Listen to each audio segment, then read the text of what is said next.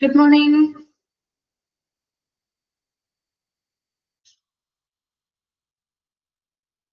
എല്ലാവർക്കും good morning. നമ്മള് front ഓഫീസിൽ എഴുതുകൊണ്ടിരുന്ന കഴിഞ്ഞ ക്ലാസ്സില് ഫ്രണ്ട് ഓഫീസ് ഡിപ്പാർട്ട്മെന്റിലെ ഓക്കെ എവിടെ വരെയാണ് നമ്മൾ കഴിഞ്ഞ ക്ലാസ്സിൽ എടുത്തു നിർത്തിയത്? CRM പറഞ്ഞില്ലേ? ഓക്കെ, CRM പറഞ്ഞു. അഡ്വാൻറ്റേജസ് പറഞ്ഞിരുന്നോ? ഇല്ല. ഓക്കെ, CRMന്റെ ആ ഒരു ഇൻട്രൊഡക്ഷൻ ഭാഗം മാത്രം പറഞ്ഞു നിർത്തിയാൽ അഡ്വാൻറ്റേജസ് ആണ് ഇനി എടുക്കേണ്ടത് അല്ലെ? നെക്സ്റ്റ് എടുക്കേണ്ടത് അഡ്വാൻറ്റേജസ് ആണ് അല്ലെ? Okay.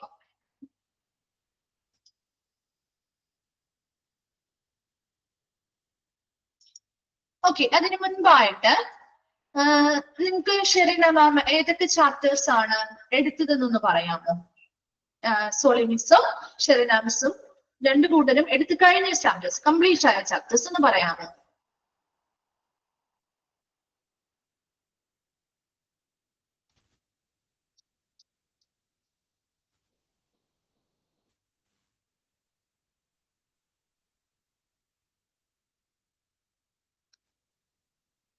Nursing administration, okay. Health care system.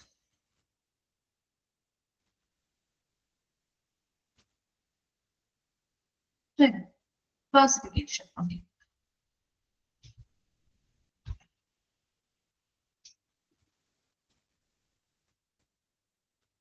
Emergency, accident and emergency എടുത്തു അല്ലെ? ഇത്രയുമാണ് എടുത്തിരിക്കുന്നത്. ഓക്കെ, 4 എടുത്ത് കംപ്ലീറ്റ് ആയിട്ടുണ്ട് അല്ലെ? വേറെ ഒന്നും ഇല്ലല്ലോ? നഴ്സിംഗ് അഡ്മിനിസ്ട്രേഷൻ എടുത്തോണ്ടിരുന്നപ്പോഴാണ് മിസ് മാറിയത്. ഓക്കെ, സോളി മാം കംപ്ലീറ്റ് ചെയ്തില്ലേ അത്? ഉണ്ട്, പക്ഷെ ആ ചാപ്റ്റർ അത്ര അങ്ങോട്ട് ക്ലിയർ ആയിട്ടില്ല സോളി മിസ് എടുത്തത്. ഓക്കെ ഓക്കെ, നമുക്ക് ഇപ്പൊ നിലവില് നമുക്കുള്ള ചാപ്റ്റേഴ്സ് ഒന്ന് കംപ്ലീറ്റ് ചെയ്തിട്ട് സമയമുണ്ടെങ്കിൽ നമുക്കൊന്ന് ജസ്റ്റ് ഒന്ന് റിവൈൻഡ് ചെയ്ത് നോക്കാം കേട്ടോ. ഉറപ്പില്ല, നമ്മുടെ ചാപ്റ്റേഴ്സിന് കുറച്ച് ഡിലേ വന്നു നിൽക്കുന്നത് കൊണ്ടാണ് കേട്ടോ മിസ് പറഞ്ഞത്. ഓക്കെ, അപ്പൊ ഇപ്പൊ 4 കംപ്ലീറ്റ് ആയിട്ടിരിക്കുന്നതാണ് അല്ലെ? പിന്നെ എടുത്തുകൊണ്ടിരിക്കുന്നതും ആണ്. ഇപ്പൊ ഒരെണ്ണം കൂടി കഴിയുമ്പോൾ ഇപ്പൊ നമ്മുടെ ഫ്രണ്ട് ഓഫീസും അടുത്ത ദിവസം തന്നെ തീരും. ചെറിയൊരു ചാപ്റ്റർ ആണ്. അപ്പൊ അത് കഴിഞ്ഞ് കഴിയുമ്പോ നിങ്ങൾ നെക്സ്റ്റ് എടുക്കേണ്ട ഒരു ചാപ്റ്റർ ഓപ്പറേഷൻ തിയേറ്റർ ആണ് കയ്യിൽ കരുതേണ്ടത് കേട്ടോ. ഈ ഒരു ചാപ്റ്റർ എപ്പോഴാണ് നമ്മുടെ തീരുന്നത്, അപ്പൊ നമ്മൾ അടുത്ത ചാപ്റ്റർ സ്റ്റാർട്ട് ചെയ്യും കേട്ടോ. ഓപ്പറേഷൻ തിയേറ്ററെ അന്നേരം നോട്ട്സ് ഇല്ല എന്ന് പറയുന്നത് നമ്മൾ കയ്യിൽ കരുതിയേക്കാം കേട്ടോ. ഓക്കെ ഓക്കെ, നമുക്കപ്പോ വരാം. നമ്മുടെ ഫ്രണ്ട് ഓഫീസുമായി ബന്ധപ്പെട്ട കാര്യങ്ങളായിരുന്നു നമ്മൾ പറഞ്ഞുകൊണ്ടിരുന്നത്. എന്താണ് ഒരു CRM സോഫ്റ്റ്വെയർ എന്ന് പറയുന്നത്? എന്തിനു വേണ്ടിയാണ് ഒരു CRM സോഫ്റ്റ്വെയർ യൂസ് ചെയ്യുന്നത്? പേജ് നമ്പറോ തേർഡ് പേജ് ആണോ? 14. ഓക്കെ, അപ്പൊ നോക്കിയേ, എന്താണ് ഒരു CRM സോഫ്റ്റ്വെയർ? എന്തിനു വേണ്ടിയാണ് ഒരു CRM സോഫ്റ്റ്വെയർ യൂസ് ചെയ്യുന്നത്? അതെ, കസ്റ്റമേഴ്സുമായി ബന്ധപ്പെട്ടുള്ള റിലേഷൻഷിപ്പ് ആണ് അല്ലെ? കസ്റ്റമർ റിലേഷൻഷിപ്പ് മാനേജ്മെന്റ് ആണ് അതിന്റെ എക്സ്പാൻഡഡ് ഫോം. അതെ, അപ്പൊ അവിടെ എന്തിനു വേണ്ടിയാണ് ഈ ഒരു സോഫ്റ്റ്വെയർ എന്താണ് അവിടെ ചെയ്യുന്നത്? ആ സോഫ്റ്റ്വെയർ ഉപയോഗിച്ച് നമ്മൾ എന്താ ചെയ്യുന്നത്? ആ പേഷ്യൻസിന്റെ കൃത്യമായ റെക്കോർഡുകളൊക്കെ കീപ്പ് ചെയ്യാൻ വേണ്ടിട്ട് അല്ലെ? അതിലെ എല്ലാ കാര്യങ്ങളും ഉണ്ടാവും. പേഷ്യൻസുമായി ബന്ധപ്പെട്ട കോണ്ടാക്ടിങ് ഇൻഫർമേഷൻ മാത്രമല്ല അല്ലെ, എല്ലാ തരത്തിലുള്ള ഡേറ്റാസും, അവരുടെ മെഡിക്കൽ ഹിസ്റ്ററി, അവരുടെ അപ്പോയിന്റ്മെന്റുകളുമായി ബന്ധപ്പെട്ട കാര്യങ്ങൾ, പ്രിസ്ക്രിപ്ഷൻ അല്ലെ, ഡോക്ടേഴ്സ് ചെയ്തിരിക്കുന്നത്, അതെ, ഇതിന്റെ മൊത്തത്തിലുള്ള ഒരു അവലോകനമാണ് ആ ഒരു CRM സോഫ്റ്റ്വെയറിലെ ഡേറ്റ എന്ന് പറയുന്നത്. ഇത്രയും ക്ലിയർ ആണല്ലോ? ഇനി നമ്മൾ നെക്സ്റ്റ് നോക്കാൻ പോകുന്നത് ഈ CRM സോഫ്റ്റ്വെയറിന്റെ അഡ്വാൻറ്റേജസ് എന്തൊക്കെയാണ് നോക്കിയേ. First point, comprehensive patient management software can do all the tasks in relation with managing appointments. അപ്പൊ ഈ ഒരു CRM സോഫ്റ്റ്വെയർ കോംപ്രഹെൻസീവ് പറഞ്ഞാൽ സമഗ്രമായ അല്ലെ, സമഗ്രമായിട്ടുള്ള ഒരു പേഷ്യന്റ് മാനേജ്മെന്റ് സോഫ്റ്റ്വെയർ അല്ലെങ്കിൽ CRM സോഫ്റ്റ്വെയർ തന്നെ അല്ലെ. അതിന് പേഷ്യൻസിനെ മാനേജ് ചെയ്യുന്ന സോഫ്റ്റ്വെയർ അല്ലെ, അവരുമായിട്ട് ബന്ധപ്പെട്ട റിലേഷൻഷിപ്പ് ഉണ്ടാക്കിയെടുക്കാൻ സഹായിക്കുന്ന ഒരു സോഫ്റ്റ്വെയർ. അപ്പൊ ആ ഒരു സമഗ്രമായ ഈ ഒരു സോഫ്റ്റ്വെയർ ഉപയോഗിച്ചുകൊണ്ട് നമുക്ക് എന്തൊക്കെ കാര്യങ്ങൾ ചെയ്യാൻ പറ്റും? Can do all all the tasks in relation with managing appointments. അപ്പോയിന്റ്മെന്റുമായി ബന്ധപ്പെട്ട എല്ലാ കാര്യങ്ങളും അല്ലെ, അപ്പോയിന്റ്മെന്റുകളുമായി ബന്ധപ്പെട്ട് കൈകാര്യം ചെയ്യുന്ന അല്ലെങ്കിൽ അപ്പോയിന്റ്മെന്റുകളുമായി ബന്ധപ്പെട്ടുള്ള എല്ലാ കാര്യങ്ങളും മാനേജ് ചെയ്യാനും do all the tasks in relation with managing appointments. അപ്പോയിന്റ്മെന്റുകള് കൈകാര്യം ചെയ്യുന്നതുമായി ബന്ധപ്പെട്ട എല്ലാ ജോലികളും അല്ലെങ്കിൽ എല്ലാ പ്രവർത്തനങ്ങളും നമുക്ക് ഈ ഒരു CRM സോഫ്റ്റ്വെയർ വഴി ചെയ്യാൻ സാധിക്കും ഇല്ലേ? ഒരു CRM സോഫ്റ്റ്വെയർ വഴി നമ്മൾ അപ്പോയിന്റ്മെന്റുകൾ എടുക്കണോ, ഏത് സമയത്ത് എടുക്കണം, എപ്പോ വേണം, ഏത് കൺസൾട്ടന്റിനെയാണ് നമുക്ക് കാണേണ്ടത്, ഏത് സമയമായിരിക്കണം എന്ന രീതിയിലുള്ള എല്ലാ ടാസ്കുകളും നമുക്ക് ചെയ്യാൻ പറ്റില്ലേ? അത് തന്നെയാണ് ഇവിടെ CRM-ന്റെ ആദ്യത്തെ അഡ്വാൻറ്റേജസ് ആയി പറയുന്നത്. അപ്പോയിന്റ്മെന്റുകൾ കൈകാര്യം ചെയ്യുന്നതുമായി ബന്ധപ്പെട്ട എല്ലാ ജോലികളും നമുക്ക് ഈ ഒരു CRM സോഫ്റ്റ്വെയർ ഉപയോഗിച്ചുകൊണ്ട് ചെയ്യാൻ സാധിക്കും. രണ്ടാമതായിട്ട് മൾട്ടി ഡിപ്പാർട്ട്മെന്റ് കൊളാബറേഷൻ. എന്താണ് കൊളാബറേഷൻ എന്ന് പറഞ്ഞാൽ? പല ഡിപ്പാർട്ട്മെന്റുകൾ തമ്മിലുള്ള ഒരു സഹകരണം ഇല്ലേ? ഇപ്പൊ ഇവിടെ ഈ ഒരു CRM സോഫ്റ്റ്വെയർ ചെയ്യുന്നത് ഒരു നമ്മുടെ ഫ്രണ്ട് ഓഫീസ് ഡിപ്പാർട്ട്മെന്റിന് വേണ്ടി മാത്രമാണോ? ഫ്രണ്ട് ഓഫീസ് ഡിപ്പാർട്ട്മെന്റിന് വേണ്ടി മാത്രമാണോ ഈ ഒരു CRM സോഫ്റ്റ്വെയർ നമ്മൾ ക്രിയേറ്റ് ചെയ്യുന്നത്? ആണോ? ഒരു ഡിപ്പാർട്ട്മെന്റിന് മാത്രം ഉപയോഗിക്കാനാണോ? അല്ല അല്ലെ.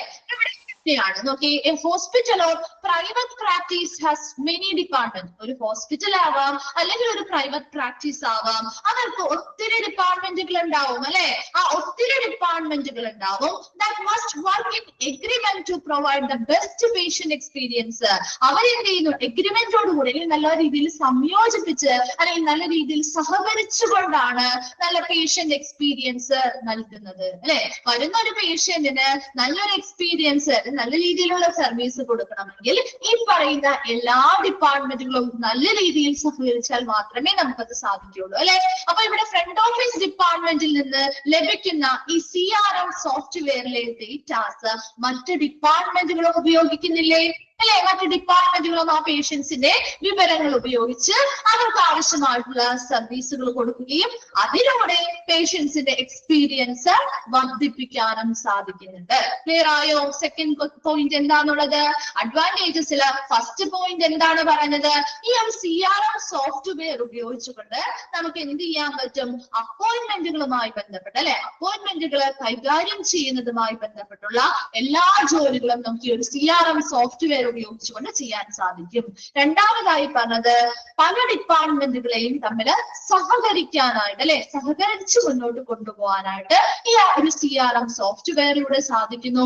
അങ്ങനെ പല ഡിപ്പാർട്ട്മെന്റുകളും സഹകരിക്കുന്നത് കൊണ്ട് നല്ല പേഷ്യൻസിന് നല്ലൊരു എക്സ്പീരിയൻസ് അല്ലെങ്കിൽ ആ ഒരു ഹോസ്പിറ്റലിൽ നിന്ന് നല്ലൊരു അനുഭവം പ്രദാനം ചെയ്യാനായിട്ടും സഹായിക്കുന്നുണ്ട്. ക്ലിയർ അല്ലേ? രണ്ട് പോയിന്റ്സ്.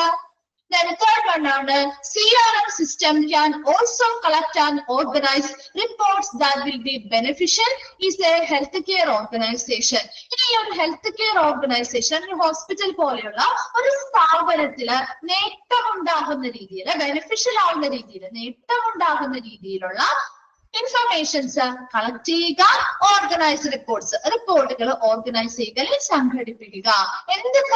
എന്തുമായി ബന്ധപ്പെട്ട റിപ്പോർട്ടുകൾ ആയിരിക്കാം? അതുകൂടി നോക്കി അടുത്ത sentence. These reports can be regarding patient request or complaints. പേഷ്യൻസിൽ നിന്ന് വരുന്ന റിക്വസ്റ്റുകൾ, അഭ്യർത്ഥനകളാവാം അല്ലെങ്കിൽ കംപ്ലൈന്റുകളാവാം അല്ലെ. അതുമായി ബന്ധപ്പെട്ട റിപ്പോർട്ടുകൾ ഉണ്ടാവും. റെഫറൽസ്. എന്താണ് റെഫറൽസ്? കേട്ടിട്ടുണ്ടോ? ഡോക്ടേഴ്സ് റെഫർ ചെയ്യുന്നു എന്നൊക്കെ കേട്ടിട്ടില്ലേ അല്ലെ? ഈ ഒരു ഹോസ്പിറ്റലിൽ ചിലപ്പോൾ നല്ല മതിയായ സൗകര്യങ്ങൾ ഇല്ല എങ്കിൽ ഇവരെന്ത് ചെയ്യും? മറ്റു ഡോക്ടേഴ്സിനോ അല്ലെങ്കിൽ ഇവരുടെ ഡയഗ്നോസ്റ്റിക് പർപ്പസിന് വേണ്ടിയിട്ട്, രോഗനിർണയത്തിന് വേണ്ടിയിട്ട് മറ്റെവിടേക്കെങ്കിലും പുറത്തേക്കൊക്കെ സ്കാൻ ചെയ്യാനൊക്കെ നമുക്ക് റെഫറൻസ് ചെയ്ത് തരാറില്ലേ? അങ്ങനെയുള്ള കാര്യങ്ങൾ. അപ്പൊ അവിടെ റെഫറൻസ്, അതുപോലെ internal issues like medical equipment manufacturing. ഇനി എന്താണ്? ഇന്റേണൽ ഇഷ്യൂസ് ആയിട്ടുള്ള മെഡിക്കൽ എക്വിപ്മെന്റ്സ് ഒക്കെ തകരാറിലാവുന്ന സംഭവങ്ങള്. ഇങ്ങനെയുള്ള കാര്യങ്ങളുമായി ബന്ധപ്പെട്ട റിപ്പോർട്ടുകൾ കൃത്യമായിട്ട് കളക്ട് ചെയ്യുകയും അത് ഓർഗനൈസ് ചെയ്യുകയും ചെയ്യുക. എന്തിനു വേണ്ടിയാണ്? ആ ഒരു സ്ഥാപനത്തിന്റെ നേട്ടം ഉണ്ടാവുന്നതിന് വേണ്ടി. അപ്പൊ ഇങ്ങനെ ഒരു കംപ്ലൈന്റ് വന്നാല് അല്ലെങ്കിൽ ഇങ്ങനെ ഒരു ഉപകരണങ്ങൾ തകരാറിൽ വന്നാൽ അവിടുത്തെ സർവീസുകൾ എന്ത് ചെയ്യും? നല്ല രീതിയിൽ നമുക്ക് കൊടുക്കാൻ പറ്റില്ല അല്ലെ. നല്ല രീതിയിലുള്ള സർവീസുകൾ കൊടുക്കാത്തത് കൊണ്ടാണ് കൂടുതലും കംപ്ലൈന്റ്സ് വരുന്നത്. അങ്ങനെയുള്ള എന്തെങ്കിലും ഒരു കംപ്ലൈന്റ് വന്നാൽ ഉടനെ പരിഹരിക്കണം അല്ലെ. ഇനി ഒരു തകരാറുകൾ വന്നാൽ അത് ഉടനെ റിപ്പയർ ചെയ്ത് ശരിയാക്കണം. ഇനി എന്തെങ്കിലും റെഫറൻസ് വന്നാൽ കൃത്യമായി കൃത്യമായിട്ട് അത് ആ ഒരു വ്യക്തിയിലേക്ക് എത്തിക്കണം. ഇതുപോലെയുള്ള കുറെ കാര്യങ്ങൾ, ഇങ്ങനെയുള്ള റിപ്പോർട്ടുകൾ കാര്യങ്ങളൊക്കെ ഉടനടി നമുക്ക് ഇത് പെട്ടെന്ന് കളക്ട് ചെയ്യാനും അത് ഓർഗനൈസ് ചെയ്യാനും ആ ഒരു സ്ഥാപനത്തിന് നേട്ടമുണ്ടാവുന്ന രീതിയിലേക്ക് ആഴ്ക്കാനും നമുക്ക് ഈ ഒരു CRM സിസ്റ്റം വഴി സാധിക്കുന്നുണ്ട്. അപ്പൊ പെട്ടെന്ന് നമുക്ക് അതിനെതിരെയുള്ള പ്രവർത്തനങ്ങൾ ചെയ്യാനും അത് യാതൊരുവിധ സ്ഥാപനത്തിന് ദോഷമുണ്ടാകുന്ന രീതിയിലേക്ക് എത്താതെ സഹായിക്കാനായിട്ട് നമുക്ക് ഈ ഒരു CRM സിസ്റ്റം വഴി സാധിക്കുന്നുണ്ട്. മനസ്സിലായോ? തേർഡ് പോയിന്റ് ക്ലിയർ ആണോ? ചോദിക്കുന്നത് പിന്നെ റിപ്പീറ്റ് ചെയ്യേണ്ടെന്ന് വിചാരിച്ചാണ് ചോദിക്കുന്നത്. ക്ലിയർ ആണോ? ആ 3 പോയിന്റ്സ് ക്ലിയർ ആണോ? ഓക്കെ ആണല്ലോ? 3 പോയിന്റ്സ് വരെ ഡൗട്ട് എന്തെങ്കിലും ഉണ്ടോ? ഓക്കെ ആണ്. Then fourth point, save time and resources. ഇനി എന്താണ്? Save time and resources. Each doctor and nurse at your hospital or private practice can automate their calendars with CRM software. ഇനി ഏതൊരു ഡോക്ടറിനോ അല്ലെങ്കിൽ നഴ്സസിനോ ആ ഹോസ്പിറ്റലിലുള്ളതോ അല്ലെങ്കിൽ പ്രൈവറ്റ് പ്രാക്ടീസിലുള്ള ഏതൊരു ഡോക്ടറിനും നഴ്സിനും അവർക്ക് സ്വന്തമായിട്ട് അല്ലെ അവർക്ക് സ്വമേധ അല്ലെങ്കിൽ തന്നെത്താനെ ഓട്ടോമേറ്റ് കലണ്ടേഴ്സ് തന്നെത്താനെ അവർക്ക് അവരുടെ കലണ്ടേഴ്സ് എന്ത് ചെയ്യാം? സെറ്റ് ചെയ്യാം ഈ ഒരു CRM സോഫ്റ്റ്വെയറിൽ.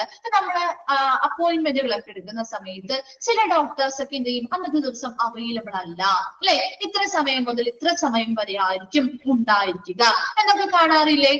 ഇല്ലേ? അല്ലെങ്കിൽ ഇന്ന ദിവസം ഓപ്പറേഷൻ ഡേ ആണ്, അന്ന ദിവസം ഇത്ര സമയം മുതൽ ഇത്ര സമയം വരെ ആയിരിക്കും അവര് ഡ്യൂട്ടിയിൽ ഉണ്ടായിരിക്കും അല്ലെങ്കിൽ കൺസൾട്ടേഷന് വേണ്ടി ഇരിക്കുക എന്ന രീതിയിൽ കാണാറുണ്ടോ? ഇങ്ങനെ ഓൺലൈനായിട്ട് അപ്പോയിന്റ്മെന്റ് ഒക്കെ എടുത്തിട്ടുണ്ടോ? അപ്പൊ നമുക്ക് കൃത്യം നമ്മൾ പറയുന്ന സമയത്തൊന്നും ചിലപ്പോൾ അവർ അവൈലബിൾ ആയിരിക്കില്ല. അങ്ങനെയുള്ള വിവരങ്ങളൊക്കെ അവർക്ക് തന്നെത്താനെ മറ്റൊരാളുടെ സഹായമില്ലാതെ, അതാണ് സേവ് ടൈം ആൻഡ് റിസോഴ്സ് എന്ന് പറയാം. മറ്റൊരാളെ എന്ത് ചെയ്യേണ്ട, നമ്മൾ ഡിപ്പെൻഡ് ചെയ്യേണ്ട, നമുക്ക് കുറെ സമയമൊക്കെ ലാഭിക്കാം. അതിലൂടെ നമുക്ക് തന്നെത്താനെ നമുക്ക് ഇങ്ങനെയുള്ള കാര്യങ്ങൾ നമ്മുടെ സൗകര്യപ്രദമായിട്ട് നമുക്ക് ആ ഒരു കലണ്ടറിൽ നമ്മൾ എന്തൊക്കെ അവൈലബിൾ ആയിരിക്കും, പുറത്തു നിന്നുള്ള ഡോക്ടേഴ്സ് എന്തൊക്കെ ഉണ്ടാവും, ഇനി എത്ര ദിവസം ഏതൊക്കെ ദിവസങ്ങളിലാണ് ഉണ്ടാവുന്നത്, എത്ര സമയം മുതൽ എത്ര സമയം വരെയാണ് കൺസൾട്ടേഷൻ ഇരിക്കുന്നത്, എപ്പോഴാണ് റൗണ്ട്സിന് പോകുന്നത്, മുതലായ കാര്യങ്ങളെല്ലാം സ്വന്തമായിട്ട് സ്വമേധയായി തന്നെത്താനെ തന്നെ ഇതിൽ സെറ്റ് ചെയ്യാൻ പറ്റും. ക്ലിയർ അല്ലേ? Fourth point. ഫിഫ്ത്ത് വൺ ആണ് reduce errors in medical bill. ഇനി മെഡിക്കൽ ബില്ലുകളൊക്കെ തയ്യാറാക്കുമ്പോൾ എറർസ് വരുന്നത്, ഈ പിശകുകൾ വരുന്നത് നമുക്ക് ഈ ഒരു സോഫ്റ്റ്വെയറിൽ ആയതുകൊണ്ട് തന്നെ നമ്മുടെ എഴുതി ചെയ്യുമ്പോൾ നമുക്ക് പല മിസ്റ്റേക്കുകളും വരാം അല്ലെ. അതേസമയം ഈ സോഫ്റ്റ്വെയറുകളിലൂടെ കൃത്യമായ കണക്കുകൾ അപ് ടു ഡേറ്റ് ആയിട്ട് കൊണ്ടു നടക്കുന്നത് കൊണ്ട് തന്നെ മെഡിക്കൽ ബില്ലുകളിൽ വരുന്ന പിശകുകള് കുറയ്ക്കാനായിട്ട് സാധിക്കും. സിക്സ്ത് വൺ ആണ് ഇംപ്രൂവ് കമ്മ്യൂണിക്കേഷൻ. നല്ലൊരു കമ്മ്യൂണിക്കേഷൻ മെച്ചപ്പെടുത്താൻ സാധിക്കുന്നു. അതായത് email automation or SMS make sure that timely responses are send to a patients inbox after they take action in some way. ഇനി എന്താ ഇവിടെ നമ്മുടെ പേഷ്യൻസിന് നല്ലൊരു കമ്മ്യൂണിക്കേഷൻ വർദ്ധിപ്പിക്കണമെങ്കിൽ പേഷ്യൻസുമായി നല്ലൊരു കോണ്ടാക്ട് ഉണ്ടായിരിക്കണം അല്ലെ. അപ്പൊ അതിന് വേണ്ടിയിട്ട് അവർക്ക് അതായത് ടൈംലി റെസ്പോൺസ് സമയബന്ധിതമായിട്ട് അല്ലെങ്കിൽ കൃത്യമായ സമയത്തിൽ അവർക്ക് റെസ്പോൺസ് കൊടുക്കുക. പേഷ്യൻസിന് എന്തെങ്കിലും ഫീഡ്ബാക്കുകൾ കിട്ടാണ് അല്ലെങ്കിൽ അവർക്ക് ചിലപ്പോൾ അടുത്ത് ഫോളോ അപ്പിന് വരേണ്ടതായിട്ട് ദിവസമുണ്ട്, അല്ലെങ്കിൽ അവർക്ക് എന്തെങ്കിലും അവരുടെ എന്താണ് ഡിസ്ചാർജ് സമ്മറിയുമായി ബന്ധപ്പെട്ട കാര്യങ്ങളോ അല്ലെങ്കിൽ അവരുടെ മെഡിക്കൽ ഹിസ്റ്ററിയോ കാര്യങ്ങളോ ഒക്കെ അവർ ആവശ്യപ്പെടുമ്പോ അങ്ങനെയുള്ള ഏതെങ്കിലും ഒരു പ്രവർത്തനം അവർ ആവശ്യപ്പെട്ടാൽ അവർക്ക് ഉടനടി അവർക്ക് എന്ത് ചെയ്യാൻ പറ്റണം? അവർ പറയുന്ന ഒരു കൃത്യമായ സമയപരിധിക്കുള്ളിൽ തന്നെ അവർക്ക് ഇമെയിലുകളിലൂടെയോ SMS-കളിലൂടെയോ പേഷ്യൻസിന്റെ ഇൻബോക്സിലേക്ക് എന്ത് ചെയ്യാൻ പറ്റും? ഇമെയിൽസോ അല്ലെങ്കിൽ SMS-കളിലൂടെ ഈ ഇൻഫർമേഷൻസ് നമുക്ക് സമയബന്ധിതമായിട്ട് ഈ ഒരു പേഷ്യന്റിന്റെ ഇൻബോക്സിലേക്ക് കൊടുക്കാനായിട്ട് സാധിക്കും. അതവിടെ അങ്ങനെ ഒരു കൊടുക്കുമ്പോൾ നമ്മൾ പറയുന്ന സമയത്ത് തന്നെ അധികം ലാഗ് ഒന്നും ചെയ്യാതെ നമുക്ക് വേണ്ടതായിട്ട് ഇൻഫർമേഷൻസ് ആ ഹോസ്പിറ്റലുകാര് അയച്ചു തരാണെങ്കിൽ നമ്മൾ അതിൽ ഹാപ്പി ആയിരിക്കില്ലേ അല്ലെ? നമ്മൾ അതിൽ ഹാപ്പി ആയിരിക്കും അല്ലെ? സ്വാഭാവികമായിട്ടും നമ്മൾ ഹാപ്പിയാണ്. അപ്പൊ അങ്ങനെ ഹാപ്പി ആവുന്ന സമയത്ത് നമ്മൾ പിന്നെയും ആ ഒരു ഹോസ്പിറ്റലിൽ തന്നെ ഡിപ്പെൻഡ് ചെയ്യും. അതിലൂടെ ആ ഹോസ്പിറ്റലുമായിട്ട് നല്ലൊരു റിലേഷൻ അല്ലെങ്കിൽ കമ്മ്യൂണിക്കേഷൻ അല്ലെങ്കിൽ ഒരു ആശയവിനിമയം നമുക്ക് മെച്ചപ്പെടുത്താനും ഇതിലൂടെ സാധിക്കുന്നുണ്ട്. ഓക്കെ ആണോ? സിക്സ്ത് പോയിന്റ് കിട്ടിയോ? സിക്സ്ത് പോയിന്റ് എന്താന്ന് ക്ലിയർ ആയോ? സെവൻത് വൺ ആണ് CRM software will allow you to segment your patients based on their health issues, location, age, gender. ഇനി എന്താണ് ഈ ഒരു CRM സോഫ്റ്റ്വെയർ എന്ന് പറയുമ്പോൾ ആ ഹോസ്പിറ്റലിലുള്ള എല്ലാ പേഷ്യൻസിന്റെയും ഡീറ്റെയിൽസ് വരുന്നുണ്ടല്ലോ അല്ലെ. അപ്പൊ അതുകൊണ്ട് തന്നെ ഈ പേഷ്യൻസിനെ നമുക്ക് അവരുടെ ഹെൽത്ത് ഇഷ്യൂസിനനുസരിച്ച് ഇപ്പൊ ഒരുപോലെ ആരോഗ്യ പ്രശ്നങ്ങളുള്ള ആളുകൾ ഉണ്ടാവും അല്ലെ. ഇപ്പൊ ഫീവർ ആണെങ്കിൽ ഫീവർ ഉള്ള ഒരുപാട് പേരുണ്ടാവും ഇല്ലേ. അങ്ങനെ ഒരുപാട് ആരോഗ്യ പ്രശ്നങ്ങളുള്ളവരാ അത് അല്ലെങ്കിൽ ഒരു പ്രത്യേക ലൊക്കേഷനിൽ നിന്ന് വരുന്നത് ഇന്നൊരു ഏരിയയില് ഒരു എറണാകുളം എന്ന് പറയുന്ന ഒരു ഏരിയയില് അവിടെ നിന്ന് വരുന്ന ഒരുപാട് പേരുണ്ടാവും അല്ലെ. ഒരേ ഏജിലുള്ളവരുണ്ടാവും, ഒരേ ജെൻഡർ മെയിലോ ഫീമെയിൽ ആണെങ്കിൽ ഒരേ ജെൻഡറിലുള്ളവരുണ്ടാവും. അപ്പൊ അങ്ങനെ ഓരോ വിഭാഗമായിട്ട് ഈ പേഷ്യൻസിനെ വേർതിരിക്കാനായിട്ട് ഈ ഒരു CRM സോഫ്റ്റ്വെയർ വഴി സാധിക്കുന്നുണ്ട് അല്ലെ. അല്ലാതെ നമ്മൾ എഴുതി വെക്കുന്നതാണെങ്കിലോ ഒത്തിരി ബുദ്ധിമുട്ടല്ലേ നമുക്കത് ചെയ്യാനായിട്ട്. ഒരു ഏജിലുള്ളവരെ കണ്ടുപിടിക്കുക, അല്ലെങ്കിൽ ഒരു ജെൻഡറിലുള്ളവരെ കണ്ടുപിടിക്കുക, അല്ലെങ്കിൽ ഒരു ലൊക്കേഷനിലുള്ളവരെ കണ്ടുപിടിക്കുക എന്നൊക്കെ പറയുന്നത് ഭയങ്കര ബുദ്ധിമുട്ടായിരിക്കും. അതേസമയം ഈ CRM സോഫ്റ്റ്വെയർ ഉപയോഗിച്ചുകൊണ്ട് നമുക്ക് ഒരേപോലെ ഹെൽത്ത് ഇഷ്യൂസ് ഉള്ള ആളുകളെ, ഒരേ ലൊക്കേഷനിലുള്ള ആളുകളെ, ഒരേ ഏജിലുള്ള ആളുകളെ, ഒരേ ജെൻഡറിലുള്ള ആളുകളെ തമ്മിൽ നമുക്ക് വേർതിരിച്ചെടുക്കാൻ സാധിക്കുന്നുണ്ട്. ലാസ്റ്റ് വൺ ആണ് it also connects front office and back office functions. ഇനി ഹോസ്പിറ്റലിലെ ഫ്രണ്ട് ഓഫീസും ബാക്ക് ഓഫീസും അല്ലേ ഏതൊക്കെ പ്രവർത്തനങ്ങളാണ്? അക്കൗണ്ടിങ് നടക്കുന്നുണ്ട് അല്ലെ, HR റിലേറ്റഡ് ആയിട്ടുള്ള കാര്യങ്ങൾ നടക്കുന്നുണ്ട്, റെക്കോർഡ് മെയിൻ്റനൻസ് നടക്കുന്നുണ്ട്. അങ്ങനെയുള്ള ബാക്ക് ഓഫീസ് പ്രവർത്തനങ്ങളും ഫ്രണ്ട് ഓഫീസ് പ്രവർത്തനങ്ങളെയും തമ്മിൽ കണക്ട് ചെയ്യാനായിട്ട് ഈ ഒരു CRM സോഫ്റ്റ്വെയർ വഴി സാധിക്കുന്നുണ്ട്. ഒരു 8 അഡ്വാൻറ്റേജ് ആണ് നമ്മൾ പറഞ്ഞത്. അതിൽ ഫസ്റ്റ് വൺ എന്താ പറഞ്ഞേ? നമ്മൾ ആ ഒരു അപ്പോയിന്റ്മെന്റുമായി ബന്ധപ്പെട്ട കാര്യങ്ങൾ കൈകാര്യം ചെയ്യുന്നതുമായി ബന്ധപ്പെട്ട എല്ലാ ജോലികളും നമുക്ക് ഈ ഒരു CRM സോഫ്റ്റ്വെയർ വഴി ചെയ്യാൻ പറ്റും. രണ്ടാമതായി നമ്മൾ പറഞ്ഞത് പല ഡിപ്പാർട്ട്മെന്റുകളും ഹോസ്പിറ്റലിൽ ഉണ്ടാവും. ആ ഡിപ്പാർട്ട്മെന്റുകളെ തമ്മിൽ സഹകരിച്ചുകൊണ്ട് പേഷ്യൻസിന് നല്ലൊരു എക്സ്പീരിയൻസ് അല്ലെങ്കിൽ അനുഭവം കൊടുക്കാനായിട്ട് ഈ ഒരു CRM സോഫ്റ്റ്വെയർ സാധിക്കുന്നുണ്ട്. മൂന്നാമത് പറഞ്ഞത് അവിടെയുള്ള ആ ഒരു ഹോസ്പിറ്റലിൽ ഉണ്ടാവുന്ന പല റിപ്പോർട്ടുകൾ, അത് ചിലപ്പോൾ പേഷ്യൻസിന്റെ റിക്വസ്റ്റ് അഭ്യർത്ഥനയാവാം, കംപ്ലൈന്റുകളാവാം, റെഫറൻസ് ആവാം, അല്ലെങ്കിൽ എക്യുപ്മെന്റ്സിലെ തകരാറുകളാവാം. ഇങ്ങനെയുള്ള റിപ്പോർട്ടുകളൊക്കെ യഥാസമയം കളക്ട് ചെയ്യാനും അത് കൃത്യമായിട്ട് ഓർഗനൈസ് ചെയ്യാനും ആ ഒരു സ്ഥാപനത്തിന് ബെനിഫിഷ്യൽ ആവുന്ന രീതിയിൽ അല്ലെങ്കിൽ നേട്ടമുണ്ടാവുന്ന രീതിയിലേക്ക് അത് മാറ്റാനും ഈ ഒരു CRM സോഫ്റ്റ്വെയർ വഴി സാധിക്കുന്നുണ്ട്. Save time and resources. അവിടെ ഓരോ നേഴ്സിനും ഓരോ ഡോക്ടേഴ്സിനും അവരുടേതായ അവർക്ക് അവരുടേതായ ടൈമിങ് അവർക്ക് ആ ഒരു കലണ്ടറിൽ രേഖപ്പെടുത്താം. അത് രേഖപ്പെടുന്നത് വഴി നമുക്ക് ഒരുപാട് റിസോഴ്സുകൾ, അല്ലെങ്കിൽ വേറൊരാൾ ഇരുന്ന് ചെയ്യുന്ന ആ ഒരു ബുദ്ധിമുട്ട് ഒഴിവാക്കാനും സമയമൊക്കെ ഒരു പരിധി നമുക്ക് ലാഭിക്കാനും അതുവഴി സാധിക്കുന്നുണ്ട്. റെഡ്യൂസ് എറേഴ്സ് ഇൻ മെഡിക്കൽ ബില്ലുകളിൽ വരുന്ന പിശകുകൾ കുറയ്ക്കാൻ സാധിക്കുന്നുണ്ട്. അതുപോലെ ആ പേഷ്യൻസ് ആവശ്യപ്പെടുന്ന രീതിയിലുള്ള എന്തൊക്കെ ഇൻഫർമേഷൻസ് ആണോ അതെല്ലാം ഒരു സമയബന്ധിതമായിട്ട് അവർക്ക് പേഷ്യൻസിന്റെ ഇൻബോക്സിലേക്ക് ഇമെയിലുകളിലൂടെയോ SMS-കളിലൂടെ അയച്ചു കൊടുക്കുന്നതിലൂടെ നല്ലൊരു കമ്മ്യൂണിക്കേഷൻ അവരുമായിട്ട് ഉണ്ടാക്കിയെടുക്കാൻ സാധിക്കുന്നുണ്ട്. അതുപോലെ ഒരു പ്രത്യേക ഹെൽത്ത് ഇഷ്യൂസ് ഉള്ളവരെ, ജെൻഡറിലുള്ളവരെ, ലൊക്കേഷനിലുള്ളവരെ, ഏജിലുള്ളവരെ മുതലായ പേഷ്യൻസിനെയൊക്കെ തമ്മിൽ നമുക്ക് വേർതിരിച്ചെടുക്കാനുണ്ട്, പ്രത്യേക വിഭാഗമായി വേർതിരിച്ചെടുക്കാൻ സാധിക്കുന്നുണ്ട്. അതുപോലെ ഫ്രണ്ട് ഓഫീസും ബാക്ക് ഓഫീസും തമ്മിലുള്ള പ്രവർത്തനങ്ങളെ തമ്മിൽ ഒന്ന് കണക്ട് ചെയ്യാനായിട്ട് ഈ ഒരു CRM സോഫ്റ്റ്വെയർ വഴി സാധിക്കുന്നുണ്ട്. ക്ലിയർ ആണോ? അഡ്വാൻറ്റേജസ് ഒരു 8 അഡ്വാൻറ്റേജ് പറഞ്ഞു. 8 എണ്ണം ക്ലിയർ ആണോ? ഒന്ന് റിപ്ലൈ ചെയ്തേ.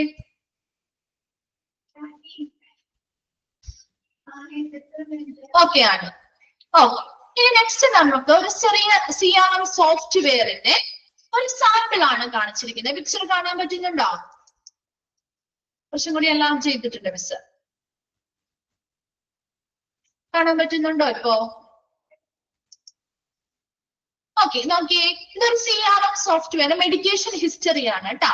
മെഡിക്കേഷൻ ഹിസ്റ്ററിയുമായി ബന്ധപ്പെട്ട പേജ് ആണ്. അപ്പൊ അവിടെ കൺസേൺ ഏതൊക്കെയാണ്, ഏത് ഡേറ്റിലാണ് വന്നത്, അതുപോലെ പേഷ്യൻസുമായി ബന്ധപ്പെട്ട ഡീറ്റെയിൽസ് ഉണ്ടാവും. Patient name, gender, date of birth, address, city, state, zip code, ഇതുമായിട്ടുള്ള ബന്ധപ്പെട്ട അവരുടെ പേഷ്യൻസിന്റെ പേഴ്സണൽ ആയിട്ടുള്ള ഇൻഫർമേഷൻസ്.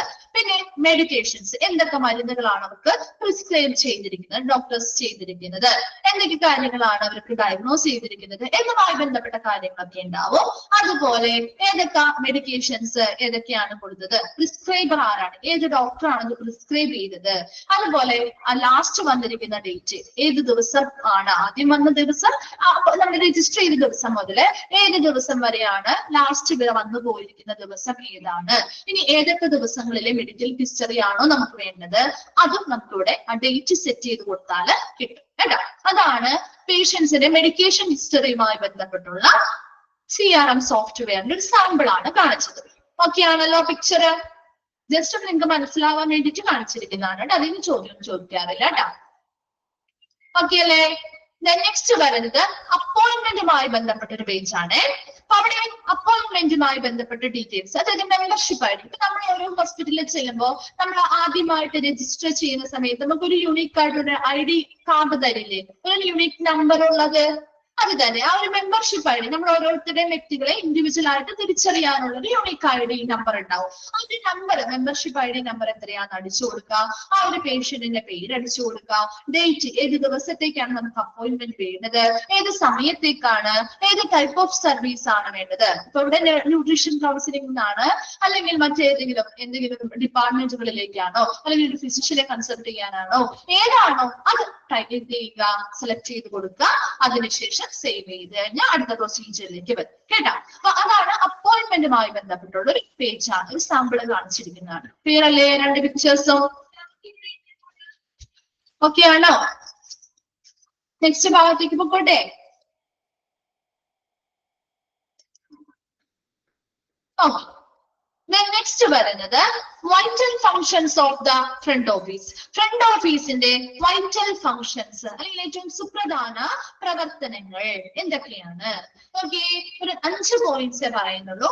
ഈ ഒരു ഫ്രണ്ട് ഓഫീസിന്റെ പ്രധാനപ്പെട്ട ഫങ്ഷൻസ് തന്നെയാണ് കേട്ടോ.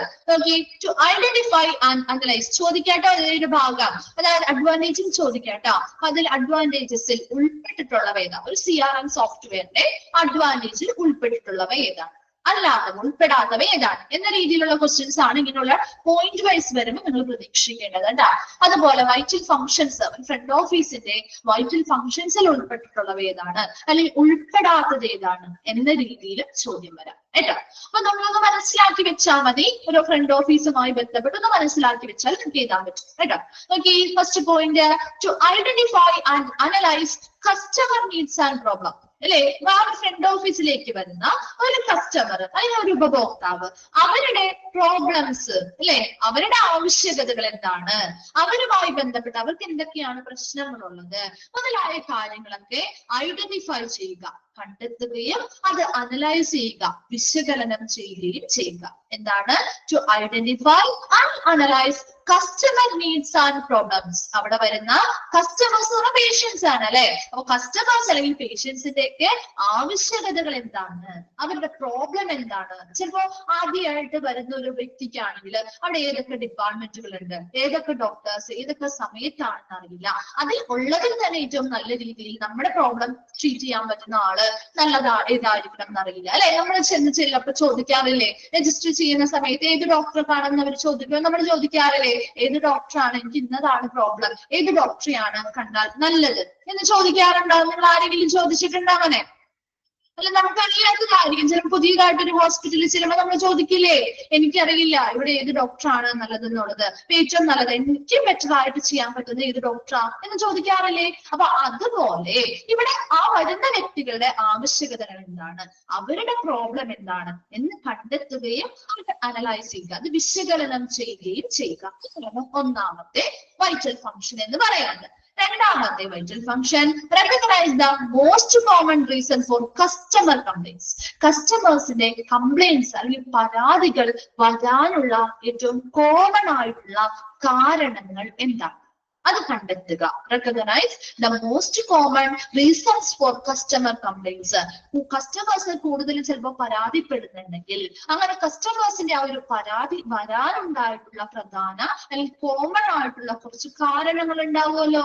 കുറെ പേര് ഒരേ കാര്യം തന്നെ നമ്മുടെ അടുത്ത് വന്ന് കംപ്ലൈന്റ് പറയാണ്. അപ്പൊ നമുക്കറിയാം അതിൽ എന്തോ ഒരു മേജർ ആയിട്ടൊരു കോമൺ കാരണം ഉള്ളത് കൊണ്ടാണ് അവിടെ എന്ത് വരുന്നത്, ഇങ്ങനെയുള്ള കംപ്ലൈന്റ്സ് വരുന്നത്. ആ കാരണം എന്താണ്, ആ ഒരു കസ്റ്റമറിന്റെ കംപ്ലൈന്റ്സ് വരാനുള്ള ആ പ്രധാന കോമൺ റീസൺസ് അല്ലെങ്കിൽ കാരണങ്ങൾ എന്താണ് എന്ന് റെക്കഗ്നൈസ് ചെയ്യൽ, കണ്ടെത്തുക. മൂന്നാമതായി പറയുന്നത് discover techniques to cultivate and maintain special customer relationship.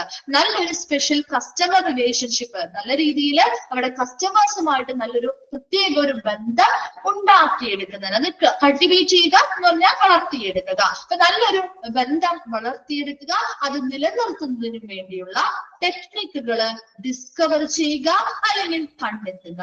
അപ്പൊ ഇവിടെ discover techniques to cultivate and maintain special customer relation. ഈ ഫ്രണ്ട് ഓഫീസ് ഡിപ്പാർട്ട്മെന്റും അവിടെ വരുന്ന കസ്റ്റമേഴ്സും തമ്മിൽ നല്ലൊരു റിലേഷൻഷിപ്പ് കൾട്ടിവേറ്റ് ചെയ്യാൻ അല്ലെങ്കിൽ എന്താണ് വളർത്തിയെടുക്കുന്നതിനും നിലനിർത്തുന്നതിനും വേണ്ടിയുള്ള ടെക്നിക്കുകള് ഡിസ്കവർ ചെയ്യുക അല്ലെങ്കിൽ ടെക്നിക്കുകൾ കണ്ടെത്തുക. Then assess your communication style and use two-way communication skill to level with people, to accept feedback from them and to discuss the problem. ഇനി എന്ത് ചെയ്യുന്നു, അവരുമായിട്ട് അവിടെ വരുന്ന കസ്റ്റമേഴ്സുമായിട്ട് നമ്മൾ എങ്ങനെയാണ് കമ്മ്യൂണിക്കേറ്റ് ചെയ്യുന്നത്, അതായത് ഫ്രണ്ട് ഓഫീസിലെ ആളുകള് എങ്ങനെയാണ് അവരുമായിട്ട് കമ്മ്യൂണിക്കേറ്റ് ചെയ്യുന്നത്, അവരുടെ ആ ഒരു ആശയവിനിമയ ശൈലി എങ്ങനെയാണെന്ന് വിലയിരുത്തണം. And use two way communication skill. Two way എന്ന് പറഞ്ഞാൽ എന്താ, വൺ വേ എന്ന് പറയുമ്പോൾ ഒരാൾ മാത്രമേ ഇവിടെ പറയുന്നുള്ളൂ. ടു വേ എന്ന് പറയുമ്പോൾ അവര് പറയുന്നത് കൂടി നമ്മൾ അക്സെപ്റ്റ് ചെയ്യാണ് അല്ലെ. രണ്ടു കൂട്ടരും മ്യൂച്വൽ ആയിട്ട് അങ്ങോട്ടും ഇങ്ങോട്ടും നല്ല രീതിയിലുള്ള ഒരു ആശയവിനിമയം നടത്തുന്നതിന് വേണ്ടിയുള്ളൊരു കഴിവ്, ഈ മുതലായ കാര്യങ്ങളൊക്കെ ഒന്നുകൂടി വിലയിരുത്തണം. കാരണം അവിടെ നല്ലൊരു റിലേഷൻഷിപ്പ് ഉണ്ടാക്കണമെങ്കിൽ നല്ലൊരു കമ്മ്യൂണിക്കേഷൻ ആവശ്യമാണ്. അപ്പൊ നല്ല രീതിയിൽ അങ്ങനെയുള്ളൊരു കമ്മ്യൂണിക്കേഷൻ ശൈലി എങ്ങനെയാണ്, ചിലർക്ക് എന്താണ് നല്ല രീതിയിൽ കമ്മ്യൂണിക്കേഷൻ ചെയ്യാൻ അറിയില്ല. കാര്യം അവർ പറയുന്നത് നല്ലൊരു കാര്യമായിരിക്കും, പക്ഷെ അവർ പറയുന്നതിന്റെ ടോണും കാര്യങ്ങളും ഒക്കെ വ്യത്യാസം വരുമ്പോ നമുക്ക് ചിലപ്പോ വന്നിരിക്കുന്ന പേഷ്യൻസിന് ചിലപ്പോ എന്ത് ചെയ്യും, ദേഷ്യം വരും അല്ലെ. ചിലർ സംസാരിക്കുന്ന കേട്ടാൽ നമുക്ക് അങ്ങനെ തോന്നില്ലേ, ചിലർ സംസാരിക്കുന്ന കേൾക്കുമ്പോൾ നമുക്ക് തോന്നാറില്ലേ, എന്താ ഈ പറയുന്നത്, എന്തിനെങ്ങനെ ദേഷ്യപ്പെടുന്നത് എന്നൊക്കെ തോന്നും. പക്ഷെ അത് അവരുടെ ശൈലിയാണ്, അവരങ്ങനെയാണ് സംസാരിക്കുന്നത്. അവർ പറയുന്ന കാര്യമൊക്കെ ശരി തന്നെയായിരിക്കും, പക്ഷെ ആ പറയുന്ന വേ ഓഫ് കമ്മ്യൂണിക്കേഷൻ എന്ന് പറയുന്നത് വ്യത്യസ്തമായിരിക്കും. അതുകൊണ്ടാണ് നമുക്ക് അങ്ങനെ തോന്നുന്നത്. അപ്പൊ എപ്പോഴും ഫ്രണ്ട് ഓഫീസ് നല്ലൊരു റിലേഷൻഷിപ്പ് ഉണ്ടാക്കിയെടുക്കണമെങ്കിൽ നല്ല രീതിയിലൊരു ആശയവിനിമയ ശൈലി വേണം. അതുപോലെ നല്ലൊരു ടു-വേ കമ്മ്യൂണിക്കേഷൻ, രണ്ടുപേരും പരസ്പരം അങ്ങോട്ടും ഇങ്ങോട്ടും നല്ല രീതിയിൽ ആശയവിനിമയം നടത്തണം. മുതലായിട്ടുള്ള കാര്യങ്ങളൊക്കെ എങ്ങനെയാണ് അവിടെ നടക്കുന്നത് എന്ന് വിലയിരുത്തുകയും to accept feedback from them, അവരിൽ നിന്നുള്ള ഫീഡ്ബാക്കുകൾ സ്വീകരിക്കുക. ആൻഡ് ടു ഡിസ്കസ് പ്രോബ്ലംസ്, അവരുടെ പ്രോബ്ലംസ് നമ്മൾ എന്ത് ചെയ്യണം, ഡിസ്കസ് ചെയ്യണം. അവരുമായിട്ട് അവരുടെ പ്രോബ്ലംസ് എന്താണ് അവർക്ക് വേണ്ടത് എന്ന കാര്യങ്ങളൊക്കെ ഡിസ്കസ് ചെയ്യുകയും ചർച്ച നടത്തുകയും ചെയ്യണം.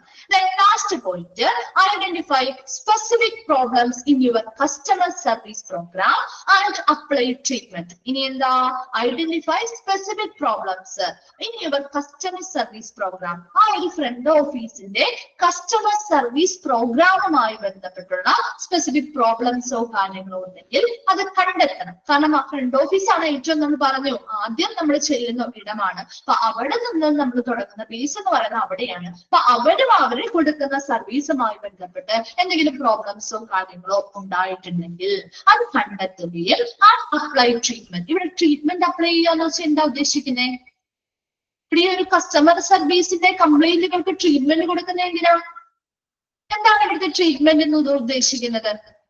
എന്താണ്, ആ ഒരു പ്രോബ്ലം കണ്ടെത്തി കഴിഞ്ഞാൽ ആ പ്രോബ്ലത്തെ ഉടനടി എന്ത് ചെയ്യണം, സോൾവ് ചെയ്യുക അല്ലെ, പരിഹരിക്കുക. അത് തന്നെയാണ് ഇവിടെ ഉള്ള മീനിങ് കേട്ടോ. അപ്പൊ നോക്കി, നമ്മളൊരു 5 വൈറ്റൽ ഫങ്ഷൻസ് ആണ് പറഞ്ഞത്.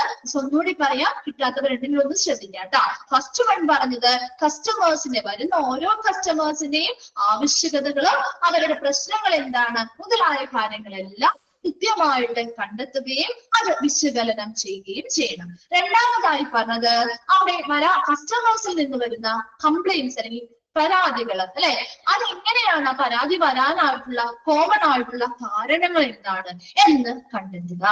മൂന്നാമതായി പറയുന്നത് cultivate and maintain special customer relation. നല്ല സ്പെഷ്യൽ ആയിട്ടുള്ള ഒരു പ്രത്യേക കസ്റ്റമർ റിലേഷൻഷിപ്പ് ഈ ഡിപ്പാർട്ട്മെന്റുമായി കൾട്ടിവേറ്റ് ചെയ്യുന്ന വളർത്തിയെടുക്കാനും നിലനിർത്തുന്നതിന് വേണ്ടിയുള്ള ടെക്നിക്കുകൾ കണ്ടെത്തുക. നാലാമതായിട്ട് അവിടെ കമ്മ്യൂണിക്കേഷനുമായി ബന്ധപ്പെട്ട കാര്യം പറയുന്നത് അല്ലെ. കമ്മ്യൂണിക്കേഷൻ സ്റ്റൈൽ അല്ലെങ്കിൽ ആശയവിനിമയ ശൈലി എങ്ങനെയാണ്, അതുപോലെ നല്ല ടു വേ കമ്മ്യൂണിക്കേഷൻ അവിടെ നടക്കുന്നുണ്ടോ എന്ന കാര്യങ്ങളൊക്കെ ഒന്നുകൂടി വിലയിരുത്തുകയും ആ വരുന്ന പേഷ്യൻസിൽ നിന്ന് അല്ലെങ്കിൽ കസ്റ്റമേഴ്സിൽ നിന്നുള്ള ഫീഡ്ബാക്കുകൾ സ്വീകരിക്കുക, അവരുടെ പ്രോബ്ലംസ് എന്താണോ അത് ഇവരുമായിട്ട് ഡിസ്കസ് ചെയ്യുകയും ചെയ്യുക.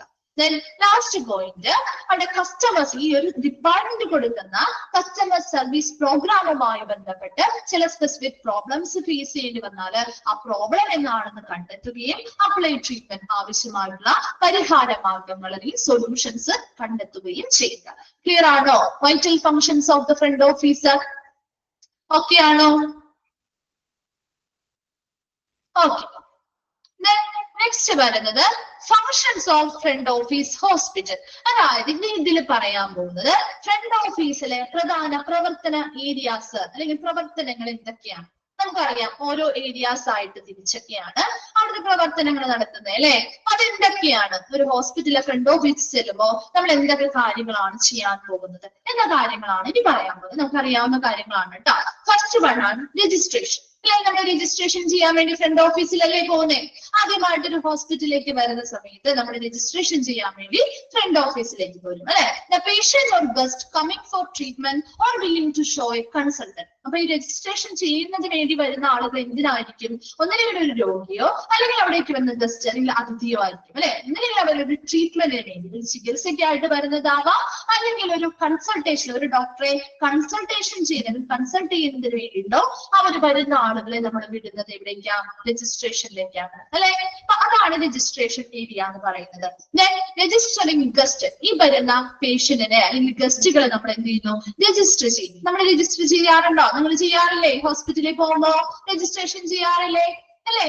The hospital needs to keep a complete register of guests essential for the department as well. അപ്പൊ ഇവിടെ രജിസ്റ്റർ ചെയ്യാന്നുണ്ട് ഉദ്ദേശിക്കുന്നത് ആ ഒരു പേഷ്യന്റിന്റെ പേഴ്സണൽ ആയിട്ടുള്ള ഡീറ്റെയിൽസും കാര്യങ്ങളൊക്കെ നമ്മൾ കളക്ട് ചെയ്യുന്നുണ്ട്. അത് ആ ഒരു ഡിപ്പാർട്ട്മെന്റിന് വേണ്ടി അല്ലെങ്കിൽ ആ ഒരു ഫ്രണ്ട് ഓഫീസ് ഡിപ്പാർട്ട്മെന്റിന് വേണ്ടി മാത്രമല്ല അല്ലെ, മറ്റുള്ള ഡിപ്പാർട്ട്മെന്റുകൾക്ക് കൂടി ആവശ്യമായി വരുന്ന രീതിയിലുള്ള പൂർണ്ണമായ രജിസ്റ്ററുകൾ, പൂർണ്ണമായ വിവരങ്ങൾ അടങ്ങിയിട്ടുള്ള രജിസ്റ്ററുകൾ ഓരോ ഫ്രണ്ട് ഓഫീസ് ഡിപ്പാർട്ട്മെന്റുകളും കീപ്പ് ചെയ്യേണ്ടതായിട്ടുണ്ട്.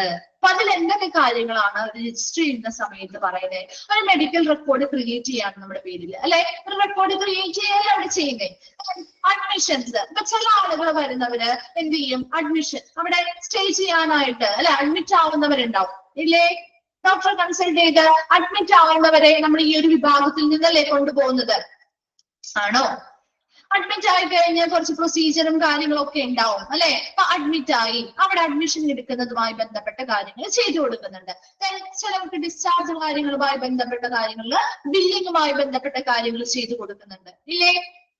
ബില്ലൊക്കെ നിങ്ങൾ എവിടെ വന്നാൽ മേടിക്കുന്നത്? നമുക്ക് ബില്ലൊക്കെ തരുന്നതും നമ്മൾ പൈസ അടയ്ക്കുന്നതും ഒക്കെ ഈ ഒരു വിഭാഗത്തിൽ തന്നെയാണ് അല്ലെ. വാർഡ് ഡയഗ്നോസ്റ്റിക്, ചില ആളുകൾക്ക് ചിലപ്പോൾ വാർഡിലേക്ക് പോകാനായിരിക്കാം, അല്ലെങ്കിൽ ചിലപ്പോൾ രോഗനിർണയം നടത്തൽ, ഇപ്പൊ എക്സ്റേയോ സ്കാനിങ്ങോ കാര്യങ്ങളോ ചെയ്യാൻ വേണ്ടിയിട്ടായിരിക്കും അവർ ആ ഒരു ഹോസ്പിറ്റലിലേക്ക് വന്നിരിക്കുന്നത്. അപ്പൊ അതിനു വേണ്ടിയുള്ള സഹായങ്ങൾ ചെയ്തു കൊടുക്കുന്നുണ്ട്. അതേഴ്സ് മറ്റു കാര്യങ്ങളും ഇതെല്ലാം ആ ഒരു രജിസ്ട്രിംഗ് ഏരിയയുമായി ബന്ധപ്പെട്ട കാര്യങ്ങളാണ്. അപ്പൊ രജിസ്ട്രേഷൻ എന്ന് പറയുമ്പോൾ ഒരു പേഷ്യന്റ് അല്ലെങ്കിൽ ഒരു ഗസ്റ്റ് ഒന്നില്ലെങ്കിൽ ഒരു ട്രീറ്റ്മെന്റിന് വേണ്ടിയിട്ടോ അല്ലെങ്കിൽ ഒരു ഡോക്ടറെ കൺസൾട്ട് ചെയ്യാനോ വേണ്ടി വരുമ്പോൾ നമ്മൾ അവർ എന്ത് ചെയ്യുന്നു? രജിസ്ട്രേഷൻ ചെയ്യുന്നു. ആ രജിസ്ട്രേഷൻ ചെയ്യുന്നത് എന്തിനു വേണ്ടിയാ? ആ ഒരു രോഗിയുമായി ബന്ധപ്പെട്ട പേഴ്സണൽ ആയിട്ടുള്ള എല്ലാ ഡീറ്റെയിൽസും കളക്ട് ചെയ്ത് സ്റ്റോർ ചെയ്യുന്നത് ആ ഒരു ഡിപ്പാർട്ട്മെന്റിന് വേണ്ടി മാത്രമല്ല, മറ്റു ഡിപ്പാർട്ട്മെന്റുകൾ കൂടി ആവശ്യമായി വരുന്നതിന് വേണ്ടിയാണ്. അപ്പൊ നല്ല രീതിയിൽ ഈ പറയുന്ന റെക്കോർഡുകൾ കാര്യങ്ങൾ എന്ത് ചെയ്യണം? പൂർണ്ണമായിട്ടുള്ള രജിസ്റ്റേഴ്സ് കൃത്യമായിട്ടും ആ ഹോസ്പിറ്റലിൽ നിർബന്ധമായിട്ട് സൂക്ഷിക്കേണ്ടതായിട്ടുമുണ്ട്. ഓക്കെ ആണോ? ആ ഫസ്റ്റ് പോയിന്റ് ആ ഒരു ഭാഗം ക്ലിയർ അല്ലേ? നമുക്ക് അറിയാവുന്ന കാര്യമല്ലേ. Next, data needed for registration. ഒരു രജിസ്ട്രേഷന് വേണ്ടിയിട്ട് ആവശ്യമായിട്ടുള്ള ഡേറ്റാസ് എന്തൊക്കെയാണ് നിങ്ങൾ കൊടുക്കാറ്? ഒരു രജിസ്ട്രേഷന് വേണ്ടി എന്തൊക്കെ ഡേറ്റാസാ കൊടുക്കാറ്?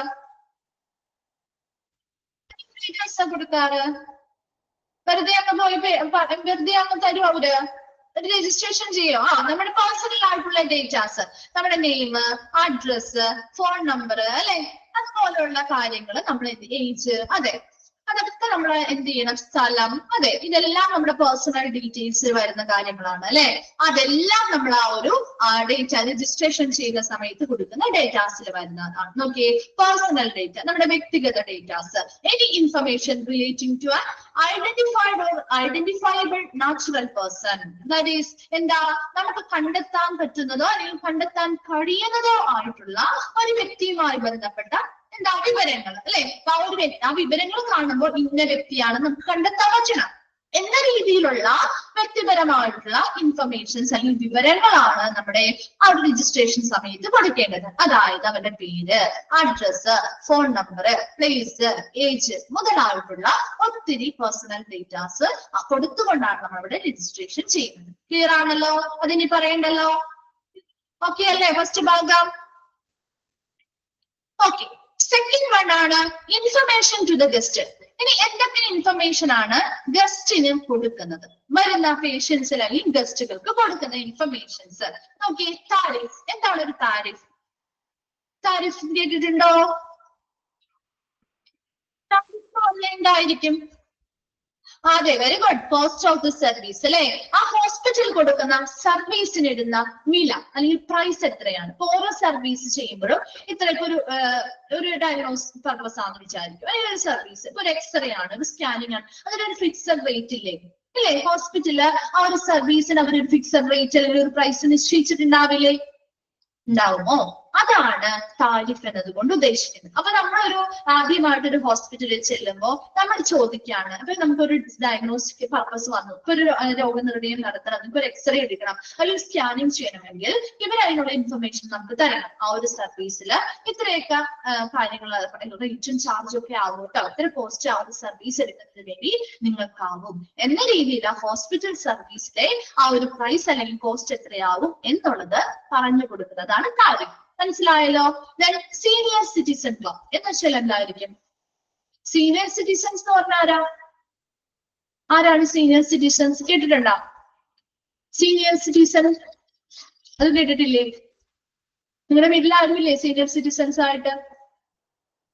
അതെ, എബൌട്ട് 60 ആയിട്ടുള്ള ഏജ് കൂടിയവരാണ്. ശരിയാണ്. അപ്പൊ എബൌട്ട് 60 ആയിട്ടുള്ള പ്രായമായിട്ടുള്ള ആളുകളൊക്കെ ആ ഹോസ്പിറ്റലിലേക്ക് വരുമ്പോൾ അവർക്ക് ഫ്രണ്ട്ലി ആയിട്ട് അവരുടെ നല്ല രീതിയിൽ വെൽക്കം ചെയ്യുന്ന രീതിയിൽ ഒരു സോഷ്യൽ ആക്ടിവിറ്റീസ് ഒക്കെ ഉൾപ്പെടുത്തിയിട്ടുള്ള ഒരു സിറ്റുവേഷൻ അവിടെ കൊടുക്കുന്നുണ്ടോ? അങ്ങനെ ഒരു ക്ലബ്ബ് മുതലായിട്ടുള്ള കാര്യങ്ങൾ ആ ഒരു ഹോസ്പിറ്റലിൽ നടപ്പിലാക്കുന്നുണ്ടോ? അപ്പൊ അവർ ആ ഒരു ക്ലബിൽ ഉൾപ്പെട്ടിട്ടുള്ള സീനിയർ സിറ്റിസൺ ക്ലബിൽ ഉൾപ്പെട്ടിട്ടുള്ള ആളുകൾക്ക് അവർക്ക് അവരുടേതായ ആരോഗ്യം മെച്ചപ്പെടുത്തുന്നതിന് വേണ്ടിയുള്ള പല പല ആക്ടിവിറ്റീസ് അവർ കൊടുക്കുന്നുണ്ടാവും. അതുപോലെ തന്നെ പലതരത്തിലുള്ള ട്രീറ്റ്മെന്റുമായി ബന്ധപ്പെട്ട പലതരത്തിലുള്ള ബെനിഫിറ്റ്സ് കാര്യങ്ങളൊക്കെ അവർക്ക് ഈ ഒരു ക്ലബ്ബുമായി ബന്ധപ്പെട്ട് കിട്ടും. അപ്പൊ അങ്ങനെ വരുന്ന ആളുകളേക്ക് എന്ത് ചെയ്യണം? ഒരു സീനിയർ സിറ്റിസൺ ക്ലബിന്റെ ഇമ്പോർട്ടൻസ് കാര്യങ്ങളൊക്കെ പറഞ്ഞ് അവർക്ക് ആവശ്യമെങ്കിൽ അവർക്ക് അതിൽ മെമ്പേഴ്സ് കാര്യങ്ങളാകും. അതർ പാക്കേജസ്, മറ്റു പാക്കേജുകൾ നമ്മളോട് പറയാറില്ലേ, ലാബിലൊക്കെ ചെല്ലുന്ന സമയത്തോ അല്ലെങ്കിൽ വലിയ ഹെൽത്ത് ചെക്കപ്പുകളെ കുറിച്ച് നമുക്ക് ഇന്ന പാക്കേജുകൾ ഇവിടെ അവൈലബിൾ ആണ്, നമുക്ക് വേണമെങ്കിൽ താല്പര്യപ്പെടുമെങ്കിൽ അതൊരു പാക്കേജ് ആയിട്ട് എടുക്കാം എന്നൊക്കെ പറയുന്നത് കേട്ടിട്ടില്ലേ? മിക്ക ഹോസ്പിറ്റലൊക്കെ ചെല്ലുമ്പോൾ ഒരു ക്യാൻവാസ് പോലെ നമ്മളോട് പറയും അല്ലേ, ഇന്ന പാക്കേജുകളൊക്കെ നമുക്ക് ഇവിടെ ഉണ്ട്, ഹെൽത്ത് ചെക്കപ്പുകളൊക്കെ, അത് ഇന്ന ചെക്കപ്പുകളൊക്കെ കവറായി വരുന്നുണ്ട്, വളരെ കുറഞ്ഞ തുകയെ ചിലവാകുന്നുള്ളൂ, നിങ്ങൾക്ക് വേണമെങ്കിൽ നമുക്ക് അത് തന്നെ ചെയ്താലോ എന്നൊക്കെ ചോദിക്കാറുണ്ടല്ലോ. അതുപോലുള്ള അതെ, ഫുൾ ബോഡി ചെക്കപ്പ് മുതലായിട്ടുള്ള എല്ലാ കാര്യങ്ങളും അങ്ങനെയുള്ള പാക്കേജുകൾ എന്തൊക്കെയാണ് എന്ന് പറഞ്ഞു കൊടുക്കുന്നുണ്ട്. അതർ ഇൻവെസ്റ്റിഗേഷൻ, മറ്റു പരിശോധനകൾ, അതായത് ലബോറട്ടറി സൗകര്യങ്ങളുമായി ബന്ധപ്പെട്ട പുതിയ പുതിയ സർവീസുകൾ എന്തൊക്കെയാണ് കൊടുക്കുന്നത്, ഡയഗ്നോസ്റ്റിക്കുമായി ബന്ധപ്പെട്ട ഇന്ന സർവീസുകൾ ഇവിടെ ഉണ്ട് എന്ന രീതിയിലുള്ള ഇൻഫർമേഷൻസ് കൊടുക്കണം. എമർജൻസി ഓഫ് ഇൻപേഷ്യൻസ്, എമർജൻസി ഡിപ്പാർട്ട്മെന്റുമായി ബന്ധപ്പെട്ട ഇന്ന പ്രവർത്തനങ്ങൾ, നല്ല രീതിയിലുള്ള അഡ്വാൻസ്ഡ് ടെക്നോളജീസ് കാര്യങ്ങൾ ഞങ്ങൾ കൊണ്ടുവന്നിട്ടുണ്ട്, അല്ലെങ്കിൽ ഇൻപേഷ്യൻസുമായി ബന്ധപ്പെട്ട് അല്ലെ സ്റ്റേ ചെയ്യുമ്പോൾ അവർക്ക് ഇന്ന ഫെസിലിറ്റീസ് കാര്യങ്ങൾ ഇവിടുന്ന് കൊടുക്കുന്നുണ്ട് എന്ന രീതിയിലുള്ള ആ ഹോസ്പിറ്റലിനെ കുറിച്ചുള്ള ഒരു മൊത്തത്തിലുള്ള ഓവറോൾ ആയിട്ടുള്ള ഒട്ടുമിക്ക കാര്യങ്ങളും ആ ഗസ്റ്റിനുള്ള ഇൻഫർമേഷൻ കൊടുക്കുന്നതിൽ ഉൾപ്പെടുന്നുണ്ട്. മനസ്സിലായോ? സെക്കൻഡ് വൺ ക്ലിയർ ആണോ? ഓക്കെ ആണ്. ഓക്കെ, തേർഡ് വൺ ആണ് ക്യാഷ് കളക്ഷൻ. എന്താണ് പണക്കളക്ട് അല്ലെ? നമ്മൾ രജിസ്റ്റർ ചെയ്യുന്ന സമയത്ത് നമ്മൾ കുറച്ച് പൈസ കൊടുക്കാറില്ലേ? ഒരു രജിസ്ട്രേഷൻ ഫീ എന്ന് പറഞ്ഞ് വാങ്ങിക്കാറില്ലേ? ഫണ്ട്. അത് തന്നെയാണ് ഇവിടെ ക്യാഷ് കളക്ഷൻ ഉദ്ദേശിക്കുന്നത്. The registered amount to be collected from the guest. എന്ത് ചെയ്യുന്നു? ആ ഗസ്റ്റ് അല്ലെങ്കിൽ പേഷ്യന്റിൽ നിന്ന് രജിസ്റ്റർ ചെയ്യുന്നതിന്റെ ആ ഒരു ഫീസ് അല്ലെങ്കിൽ ആ ഒരു തുക കളക്ട് ചെയ്യുന്നുണ്ട് അല്ലെ? Should be deposit to the cash at the end of the day or before closing the counter hand over to another person. ഇപ്പൊ അവിടെ നമ്മൾ അറിയാം ചില സമയങ്ങളില് ഒരാളായിരിക്കും നമ്മൾ ചെല്ലുന്ന സമയത്ത് ചിലപ്പോൾ ക്യാഷിൽ ഇരിക്കുന്നുണ്ടാവാം അല്ലെ? രജിസ്റ്റർ ചെയ്യാനിരിക്കുന്നുണ്ടാവാം. അല്ലാതെ കുറച്ചേരം കഴിയുമ്പോൾ ചിലപ്പോൾ ആള് മാറി മറ്റൊരാൾ ആ കൗണ്ടറിൽ ഇരിക്കുന്നത് കാണാറില്ലേ? ഉണ്ടല്ലോ അല്ലെ? ഞാൻ കണ്ടിട്ടുണ്ടാവില്ലേ? അപ്പൊ ഇവിടെ എപ്പോഴും ക്യാഷ് കളക്ഷൻ എന്ന് ഉദ്ദേശിക്കുന്നത് നമ്മൾ ആ ഒരു ഗസ്റ്റിൽ നിന്ന് അല്ലെങ്കിൽ ആ ഒരു പേഷ്യന്റിൽ നിന്ന് എത്രത്തോളം എമൗണ്ട് ആണോ രജിസ്റ്റേർഡ് ഫീസ് ആയിട്ട് വാങ്ങിയിരിക്കുന്നത് ആ തുക നമ്മൾ എന്ത് ചെയ്യുന്നു? അല്ലെങ്കിൽ ഈ ഒരു വ്യക്തി ഒന്നല്ലെങ്കിൽ എൻഡ് ഓഫ് ദ ഡേ ദിവസത്തിന്റെ അവസാനം, അതായത് ആ ഒരു ഫ്രണ്ട് ഓഫീസ് ഡിപ്പാർട്ട്മെന്റ് ക്ലോസ് ചെയ്യുന്ന ആ ഒരു സമയത്ത് നമ്മുടെ മെയിൻ ക്യാഷിലേക്ക് ഇത് ഡെപ്പോസിറ്റ് ചെയ്യും ആ തുക. അല്ലെങ്കിലോ before closing the counter hand over to another person, എന്ത് ചെയ്യുന്നു? ആ കൗണ്ടർ മറ്റൊരു വ്യക്തിക്ക് കൈമാറുന്നതിന് മുൻപ്, അതായത് ഈ ഒരു വ്യക്തി പോകാതെ മറ്റൊരാളെയാണ് നമുക്ക് കൊടുക്കുന്നത്. അപ്പൊ മറ്റൊരു വ്യക്തിക്ക് കൈമാറുന്നതിന് മുൻപോ അല്ലെങ്കിൽ ആ ദിവസത്തിന്റെ അവസാനമോ ഈ പറയുന്ന രജിസ്റ്റേർഡ് ആയിട്ട് രജിസ്ട്രേഷൻ വഴി കിട്ടിയിരിക്കുന്ന എമൗണ്ട് നമ്മൾ ക്യാഷിൽ എന്ത് ചെയ്യുന്നു? ഡെപ്പോസിറ്റ് ചെയ്യുന്നു. ക്ലിയർ ആണോ? ക്യാഷ് കളക്ഷൻ എന്താന്നുള്ളത് മനസ്സിലായോ? ഒന്ന് റിപ്ലൈ ചെയ്തേ. എന്താണ് ആരും റെസ്പോണ്ട് ഇല്ലാതെ? ഓക്കെ. ഫോർത്ത് വൺ ആണ് ഇൻഫർമേഷൻ ഓർ എൻക്വയറി ഹാൻഡ്ലിംഗ്. ഇനി ഇവിടെ എന്താ പറയുന്നേ? ഇൻഫർമേഷൻ ഓർ എൻക്വയറി ഹാൻഡ്ലിംഗില് നമുക്ക് ചില പലതരത്തിലുള്ള അന്വേഷണങ്ങള് അല്ലെ ആ ഒരു ഡിപ്പാർട്ട്മെന്റിലേക്ക് വരും. കണ്ടിട്ടുണ്ടോ? അന്വേഷണ വിഭാഗം എന്നൊക്കെ പറഞ്ഞ് എഴുതി വെച്ചിരിക്കുന്നേ. എൻക്വയറി ഏരിയ എന്നൊക്കെ പറഞ്ഞ് എഴുതി വെച്ചിട്ടില്ലേ? അത് തന്നെ. അപ്പൊ അവിടെ നമ്മള് എപ്പോഴും എങ്ങനെയായിരിക്കും? അവിടെ ഒരു കോട്ടാണ് കൊടുത്തിരിക്കുന്നത്. Rudeness is a weak person attempt at strength. എന്താണ് റൂട്ട്നെസ് എന്ന് പറഞ്ഞാൽ? എന്താ റൂട്ട്നെസ് എന്ന് പറഞ്ഞാൽ? എന്താ? പരുഷമായിട്ട് അല്ലെങ്കിൽ കർക്കശമായി പെരുമാറുക അല്ലെ? അങ്ങനെ ഒരു പരുഷമായി പെരുമാറുന്നത് ഒരു ദുർബലമായ വ്യക്തിയുടെ ശക്തിയുടെ ശ്രമമാണ് എന്നാണ് ഇവിടെ പറയുന്നത്. അതായത് ഒരു വ്യക്തി പരുഷമായിട്ട് അല്ലെങ്കിൽ റൂഡായിട്ട് നമ്മളോട് പെരുമാറുകയാണെങ്കിൽ അത് ആ ഒരു വ്യക്തിക്ക് അല്ലെ, ആ ഒരു വ്യക്തി എങ്ങനെയുള്ളവരായിരിക്കും? ദുർബലനായിരിക്കും. അവരവരൊരു എന്താണ് പവർലെസ് ആവാം, അല്ലെങ്കിൽ അവർ എന്ത് ഫേസ് ചെയ്യുന്നു? ഇൻസെക്യൂരിറ്റി ഫേസ് ചെയ്യുന്നു. അപ്പൊ അവരൊരു ദുർബലനായിട്ടിരിക്കുന്ന അവസ്ഥയിൽ അവർ മറ്റുള്ളവരുടെ മുമ്പിൽ ഞാൻ ശക്തനാണ് അല്ലെങ്കിൽ ഞാൻ സ്ട്രോങ് ആണ് എന്ന് കാണിക്കാൻ വേണ്ടിയാണ് അവർ എന്ത് ചെയ്യുന്നത്? ആ റൂഡ്നെസ് അഭിനയിക്കുന്നത് അല്ലെങ്കിൽ ആ ഒരു പരുഷത എന്ത് ചെയ്യുന്നത്? അഭിനയിക്കുന്നത്. ഇവിടെ ഒരു കോട്ടിടാൻ കാരണം എന്താ? ഇവിടെ നമ്മൾ ആ ഒരു ഡിപ്പാർട്ട്മെന്റിന്റെ അന്വേഷണ വിഭാഗമാണ് അല്ലെ? പലർക്കും ഇൻഫർമേഷൻസ് അന്വേഷണങ്ങൾ നടത്താനുള്ള ഏരിയയാണ്. ആ അന്വേഷണം നടത്താനുള്ള ഏരിയയിലേക്ക് ഒരു വ്യക്തി വരുന്ന സമയത്ത് ഇവരെങ്ങനെ പെരുമാറാൻ പാടില്ല? അവരോട് പരുഷതയിൽ. ഇപ്പൊ ഇവർക്ക് ചിലപ്പോൾ കാര്യങ്ങൾ അറിയാൻ പറ്റില്ലായിരിക്കും, അതുകൊണ്ടായിരിക്കും ചിലപ്പോൾ അവരെന്ത് ചെയ്യുന്നത്? അങ്ങോട്ട് തിരിച്ച് ദേഷ്യപ്പെട്ട് സംസാരിക്കുന്നത് അല്ലെങ്കിൽ പരുഷമായി സംസാരിക്കുന്നത്. ഒരു കാരണവശാലും ഈ ഒരു അന്വേഷണത്തിലായി വരുന്ന ഒരു ഗസ്റ്റിനോട് അല്ലെങ്കിൽ ഒരു പേഷ്യന്റിനോടും മര്യാദയില്ലാതെ പെരുമാറാനോ പരുഷമായിട്ടോ പെരുമാറാൻ പാടില്ല എന്നുള്ളൊരു മീനിങ്ങിലാണ് ഈ ഒരു കോട്ട് ഇവിടെ ഇട്ടിരിക്കുന്നത്. ഓക്കെ അല്ലേ? ബാക്കി പറയാലോ നമുക്ക്. നെക്സ്റ്റ് നോക്കിയേ. B considerate, friendly and cautious. ഇനി കോട്ടൊക്കെ ജസ്റ്റ് ഒന്ന് മനസ്സിലാക്കി വെക്കാൻ വേണ്ടിയിട്ടാണ് കേട്ടോ, അതൊന്നും ചോദിക്കാറില്ല കേട്ടോ. ഇനി എന്താണ് ആ ഒരു എൻക്വയറിയിലേക്ക് ആളുകൾ വരുമ്പോ അതെങ്ങനെ കൈകാര്യം ചെയ്യണം? B considering. അവിടെയുള്ള വ്യക്തികളുടേതായ സവിശേഷതകളാണ് പറയുന്നത് കേട്ടോ. ആ ഒരു ഫ്രണ്ട് ഓഫീസിലുള്ള ആളുകൾ എങ്ങനെയായിരിക്കണം? B considerate, friendly and cautious. എങ്ങനെയായിരിക്കണം? ആ വരുന്ന വ്യക്തികളെ പരിഗണിക്കണം, വേണ്ടേ? അതുപോലെ അവരോട് സൗഹൃദപരമായിട്ട് പെരുമാറണം. കോഷ്യസ്, മര്യാദ ഉള്ളവരും കൂടി ആയിരിക്കണം. ഈ ഒരു വ്യക്തികള് നല്ല രീതിയിൽ ഉള്ള ആളുകളാണെങ്കിൽ മാത്രമേ അവരെ കൈകാര്യം ചെയ്യാൻ പറ്റുള്ളൂ. ഈ ഫ്രണ്ട് ഓഫീസ് എക്സിക്യൂട്ടീവ് അല്ലെങ്കിൽ ഡെസ്കിലുള്ള സ്റ്റാഫുകള് അവരെപ്പോഴും പരിഗണിക്കപ്പെടുന്നവർ അല്ലെങ്കിൽ മറ്റുള്ളവരെ പരിഗണിക്കുന്നവരായിരിക്കണം. അതുപോലെ വളരെ ഫ്രണ്ട്ലി ആയിരിക്കണം, സൗഹൃദപരമായിട്ടുള്ളവരായിരിക്കണം, മര്യാദ ഉള്ളവരും ആയിരിക്കണം. Then practice courtesy. Courtesy എന്താ? മര്യാദ പ്രാക്ടീസ് ചെയ്യുക, ശീലിക്കുക. എപ്പോഴും മര്യാദ ശീലിക്കുക. അൺസേഫ് പ്ലേസ് എന്ത് ചെയ്യണം? എന്താണ് പറയേണ്ടത്? അപ്പൊ അവര് വരുന്ന സമയത്ത് പ്ലീസ് മേ ഹെൽപ്പ് യു, ഞാൻ എന്താണ് ചെയ്യേണ്ടത്, നിങ്ങൾ എന്താണ് സഹായിക്കേണ്ടത്, പ്ലീസ് പറയൂ, മാഡം പറയൂ, അല്ലെങ്കിൽ നമ്മൾ ആ ഒരു പ്ലീസ് എന്ന രീതിയിൽ അത് അഭിസംബോധന ചെയ്ത് അല്ലെങ്കിൽ അത് അങ്ങനെ ഒരു വേർഡ് യൂസ് ചെയ്തുകൊണ്ട് പറഞ്ഞുകൊണ്ടായിരിക്കണം അവരോട് ഓരോ കാര്യങ്ങളും നമ്മൾ ചോദിക്കാനായിട്ട്. അല്ലാതെ എന്തിനാണ് ഇവിടെ വന്നേ, എന്താണ് കാര്യം അറിയേണ്ടത് എന്ന രീതിയിൽ ദേഷ്യമൊന്നുമല്ല. മര്യാദ എന്ത് ചെയ്യണം? ശീലിച്ചുകൊണ്ട് എന്ത് പറയണം? പ്ലീസ് എന്ന രീതിയിൽ ദയവായി നിങ്ങളൊന്ന് പറയാമോ എന്ന രീതിയിൽ കുറച്ചുകൂടി ഒന്ന് സോഫ്റ്റ് ആയിട്ടുണ്ട് അവരോട് സംസാരിക്കണം. എക്സ്പ്ലെയിൻ, നല്ല രീതിയിൽ അവരൊക്കെ അറിയേണ്ട കാര്യങ്ങള് നമ്മൾ വ്യക്തമായിട്ട് അത് വിശദീകരിച്ചു കൊടുക്കണം അല്ലെ. Do it patiently. ഇനി എന്ത് ചെയ്യണം? പേഷ്യന്റ്ലി എന്ന് പറഞ്ഞാൽ എന്താ പേഷ്യന്റ് ആവുക എന്ന് പറയുന്നത്? ക്ഷമയോടെ ചെയ്യുക അല്ലെ. ഇവിടെ ഡു ഇറ്റ് പേഷ്യന്റ്ലി. അപ്പൊ അവർക്ക് ഈ പറയുന്ന കാര്യങ്ങള് നമ്മൾ പറഞ്ഞു കൊടുക്കുമ്പോ ഒരുപാട് ദേഷ്യത്തിൽ അല്ലെങ്കിൽ വളരെ വായു പിടിച്ച് അല്ലെങ്കിൽ അതും അവിടുന്ന് ഇവിടുന്നൊക്കെ പറഞ്ഞു കൊടുത്താൽ അവർക്കൊന്നും മനസ്സിലാവാൻ പോകുന്നില്ല അല്ലെ. അപ്പൊ ഇവിടെ എപ്പോഴും ക്ഷമയോടുകൂടി അവരുടെ കാര്യങ്ങൾ എന്താണെന്ന് മനസ്സിലാക്കി അവർക്ക് ആവശ്യമായ മറുപടികള് വിശദീകരിച്ചു കൊടുക്കണം. അക്കോമഡേറ്റ് അത് ഓവർ വ്യൂ പോയിന്റ്സ്, മറ്റുള്ളവരുടെ കൂടി കാഴ്ചപ്പാടുകൾ ഉൾക്കൊള്ളണം. എന്തായിരിക്കും അത് ഉദ്ദേശിക്കുന്നത്? അക്കോമഡേറ്റ് അതേഴ്സ് വ്യൂ പോയിന്റ്സ്, മറ്റുള്ളവരുടെ കാഴ്ചപ്പാടുകൾ കൂടി ഉൾക്കൊള്ളുക. അതായത് ഇവര് പറയുന്നത് മാത്രമാണ് ശരി എന്ന് പറഞ്ഞ് അവരങ്ങൾ അടിച്ച് എന്ത് ചെയ്യില്ല, അവരിൽ അടിച്ചേൽപ്പിക്കുകയല്ല ചെയ്യേണ്ടത്.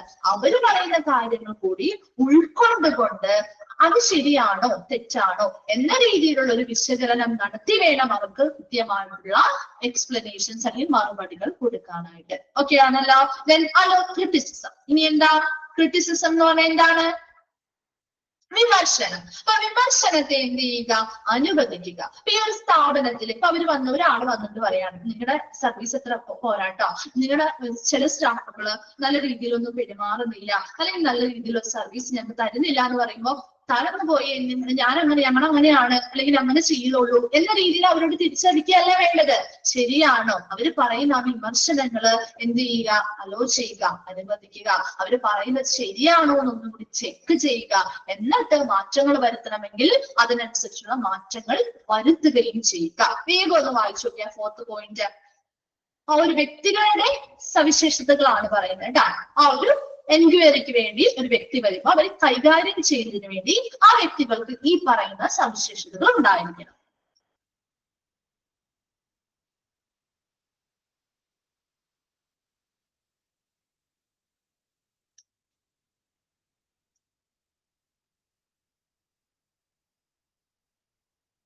ക്ലിയർ ആണോ?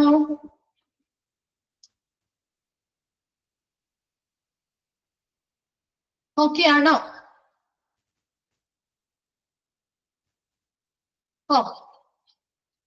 നെക്സ്റ്റ് 5th ആണ് റിപ്പോർട്ട് മേക്കിംഗ്. റിപ്പോർട്ടുകൾ തയ്യാറാക്കുക. Sensor report. സെൻസസ് റിപ്പോർട്ട് എന്ന് പറയുമ്പോൾ ഹോസ്പിറ്റൽ എന്താണ് സെൻസസ് റിപ്പോർട്ട്?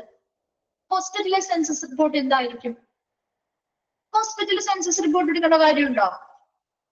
ഉണ്ടോ? നമ്മുടെ സെൻസസ് റിപ്പോർട്ട് എങ്ങനെയാ? എന്താണ് നമ്മുടെ വീടുകളിലൊക്കെ സെൻസസ് റിപ്പോർട്ട് എടുക്കാൻ വരാറില്ലേ? സെൻസസ് റിപ്പോർട്ടുകൾ എടുക്കാൻ വരാറില്ലേ? അപ്പൊ അവിടെ എന്താണ് അവര് നോക്കിക്കൊണ്ട് പോകുന്നേ? സെൻസസ് എടുക്കാന്ന് പറഞ്ഞാൽ എന്താണ്?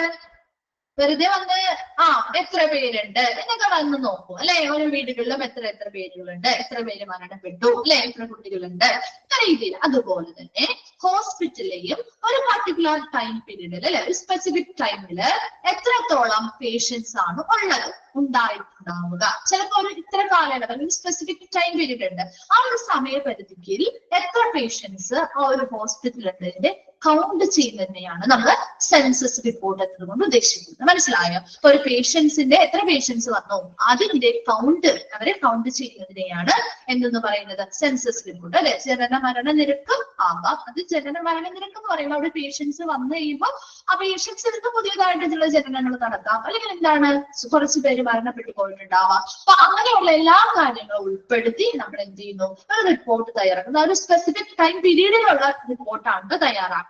Count of patients in that hospital. Okay, അപ്പൊ അതാണ് സെൻസസ് റിപ്പോർട്ട് എന്ന് പറയുന്നത്. ഇനി മറ്റു റിപ്പോർട്ടുകളും ഈ ഒരു ഡിപ്പാർട്ട്മെന്റുമായി ബന്ധപ്പെട്ട് ഇവര് തയ്യാറാക്കേണ്ടതുണ്ട്. അതാണ് റിപ്പോർട്ട് മേക്കിങ്ങിൽ പറയുന്നത്. ക്ലിയർ അല്ലേ? 2 പോയിന്റ്സ് ജസ്റ്റ് പറയുന്നത് സെൻസസ് റിപ്പോർട്ടും അതർ റിപ്പോർട്ടുകളും തയ്യാറാക്കുക. ഓക്കെ ആണല്ലോ. അപ്പൊ നമ്മൾ ആ ഒരു ഫ്രണ്ട് ഓഫീസുമായി ബന്ധപ്പെട്ട പ്രവർത്തന ഏരിയാസ് കഴിഞ്ഞു. ക്ലിയർ അല്ലേ? 3 ഒന്നുകൂടി പറയണം. തേർഡ് വൺ പറയുന്നതില്ലേ ക്യാഷ് കളക്ഷൻ. അതായത് നമ്മൾ ജസ്റ്റ് സിമ്പിൾ ആയിട്ട് മിസ് പറഞ്ഞു തരാണ് കേട്ടോ. നമ്മൾ രജിസ്റ്റർ ചെയ്യുന്ന സമയത്ത് ഒരു രജിസ്ട്രേഷൻ ഫീ അവര് നമ്മുടെ നിന്ന് വാങ്ങില്ലേ, ഇല്ലേ, വാങ്ങാറില്ലേ? ആ ഒരു രജിസ്ട്രേഷൻ ഫീ നമ്മളിപ്പോ ഒരുപാട് പേര് രജിസ്റ്റർ ചെയ്യുന്നുണ്ടാവും. രജിസ്ട്രേഷൻ ചെയ്യുമ്പോൾ ഒരുപാട് പേര് പൈസ കൊടുക്കുന്നുണ്ടാവും. ആ പൈസയൊക്കെ അവിടെ ഇരിക്കുന്ന ആളുടെ കയ്യിലല്ലേ ഇരിക്കുന്നത്, അല്ലെ? ആരാണോ നമുക്ക് ചെയ്തു തരുന്നത് അവരുടെ കയ്യിലല്ലേ ഇരിക്കുന്നത്. അപ്പൊ അവരെന്ത് ചെയ്യണം? ഇത് മെയിൻ ക്യാഷിലേക്ക് ഡെപ്പോസിറ്റ് ചെയ്യാതെ കയ്യിൽ വെച്ചോണ്ടിരിക്കാൻ പാടില്ലല്ലോ. അപ്പൊ ഇവരെന്ത് ചെയ്യുന്നു വെച്ചാൽ ഒന്നല്ലെങ്കിൽ ആ ഒരു ദിവസത്തിന്റെ അവസാനം, അതായത് ലാസ്റ്റ് നമ്മളെല്ലാം ക്ലോസ് ചെയ്യുന്ന സമയത്ത് ഒരുമിച്ച് ഡെപ്പോസിറ്റ് ചെയ്യും. ആ ക്യാഷ് മെയിൻ ക്യാഷിലേക്ക് ഡെപ്പോസിറ്റ് ചെയ്യും.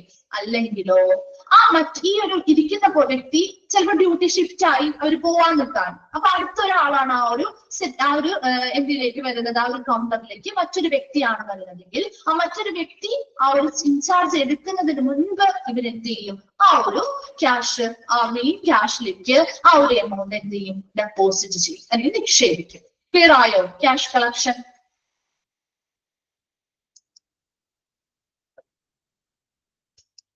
ആരാണ് ചോദിച്ചത്? മരിയ. ഓക്കെ ഓക്കെ, നെക്സ്റ്റ് ഭാഗത്തേക്ക് പോയിക്കോട്ടെ. ചെറിയൊരു ഭാഗമാണ്.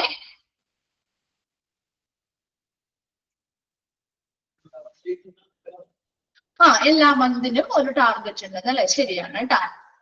ഓക്കെ, നമുക്ക് അടുത്ത ഭാഗത്തേക്ക്. Do you know why customer leave?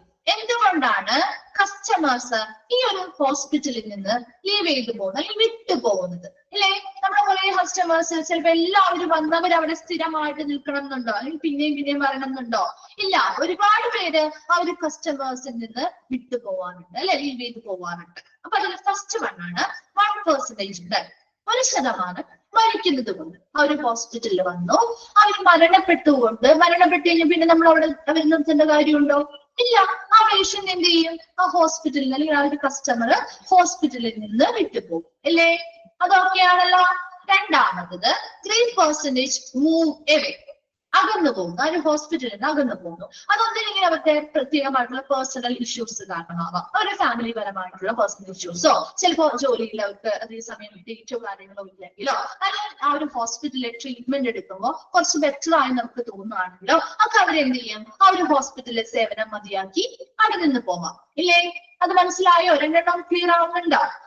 മൂന്നാമതായിട്ട് 5% ഡെവലപ്പ് അതർ റിലേഷൻഷിപ്പ്, അതായത് മറ്റു ബന്ധങ്ങൾ. അതായത് ഇപ്പൊ നമ്മുടെ ഒരു റിലേറ്റീവ് വേറൊരു ഹോസ്പിറ്റലിൽ പോയി, അപ്പൊ അവര് പറയാണ് നമ്മുടെ അടുത്ത്, നീ ഏത് ഹോസ്പിറ്റലാണ് കാണിക്കുന്നത്? ഞാൻ ഇന്ന ഹോസ്പിറ്റലാണ്, ഞാൻ ഇന്ന സ്ഥലത്താ പോയത്, അവിടെ നല്ല ട്രീറ്റ്മെന്റ് ആയിരുന്നു, എനിക്ക് ഇന്ന രോഗമൊക്കെ ഭയങ്കര പെട്ടെന്ന് മാറി എന്ന് പറഞ്ഞ് മറ്റു ബന്ധങ്ങളിലൂടെ നമുക്ക് എന്ത് ചെയ്യും?